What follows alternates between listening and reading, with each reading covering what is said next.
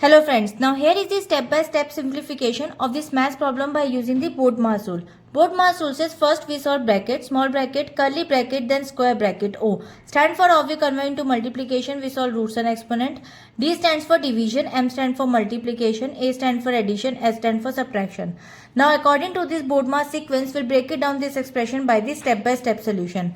First step we solve the small brackets. Now solve the addition inside the innermost brackets. In this expression, we have a small bracket 8 plus 5 and according we'll get 13. According to this step, brackets both must require solving from the inside out starting with parentheses, and now the current expression becomes square bracket 35 plus curly braces 24 minus 13 curly braces of square bracket of multiply to power square minus 10% of 50. Move to the next step. According to next step, we solve the curly braces. Now solve the subtraction inside the curly braces. Now 24 minus 13 will get 11. According to this step, after clearing the innermost brackets, move outward to the curly brackets. And now the current expression becomes 35 plus 11 square bracket of multiply to power square minus 10% of 50. Move to the next step. According to next step, we solve the square brackets. Now in this square bracket, solve the addition inside the first square brackets. So now 35 plus 11 will get 46. According to this step, this complete clear B brackets part of the rule, and now the current expression become 46 multiplied 2 power square minus 10% of 50. Move to the next step.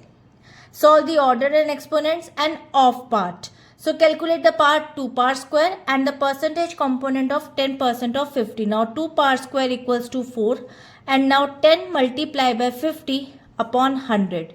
After cancellation, the digits will get 5.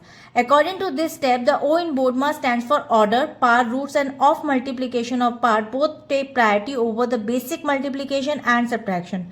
And now the current expression become 46 multiplied by 4 minus 5. Now move to the next step, multiplication.